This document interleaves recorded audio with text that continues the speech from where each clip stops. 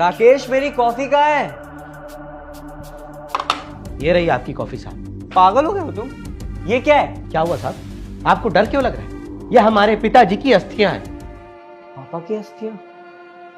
क्या हुआ तुम्हारे पापा को?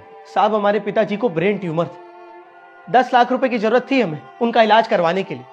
हम मैडम के पास भी आए थे पैसे मांगने के लिए, लेकिन उन्होंने कहा कि आपने पैसे देने से मना कर दिया। अरे साहब आपके पास तो इतने सारे पैसे, अगर आप चाहते तो हमारे पिताजी की जान बच जाती। नहीं राकेश, मुझे इन चीजों के बारे में पता नहीं था, वरना मैं तुम्हारी मदद जरूर करता। साहब आपको झूठ बोलने की जरूरत नहीं है। हम 2 बार आए थे आपके पास पैसे मांगने के लिए।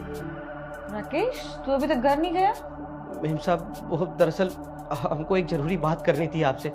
हमारे पिताजी की तबीयत अचानक से ज्यादा खराब हो गई है। डॉक्टर ने बताया कि उनको ब्रेन में ट्यूमर है, उनका इलाज कराना पड़ेगा। अच्छा, इलाज कराने के लिए कितने पैसे लगेंगे? मैडम डॉक्टर ने 10 लाख रुपए के लिए बोला है।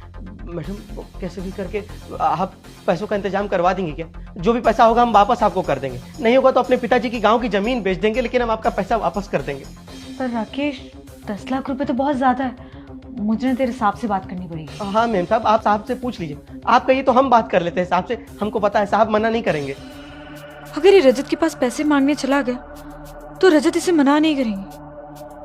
इसको 10 लाख रुपए देना मतलब वापस आने का कोई चांस ही नहीं। मैडम क्या हुआ, क्या सोच रहे हैं आप बताइए, हम बात करें क्या साहब से? नहीं राकेश, तुझे बात करने की जरूरत नहीं है। मैं उनसे बात करके तुझे बताती हूँ।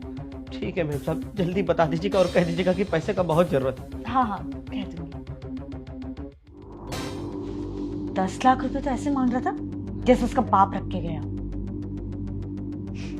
साहब हम शाम को भी आपके घर आए थे, हमने मैडम से पैसे भी मांगे तो उन्होंने कहा कि आपने पैसे देने से इनकार कर दिया। लेकिन राकेश, मुझे तो इन चीजों के बारे में पता ही नहीं था। दिशा ने मुझे कुछ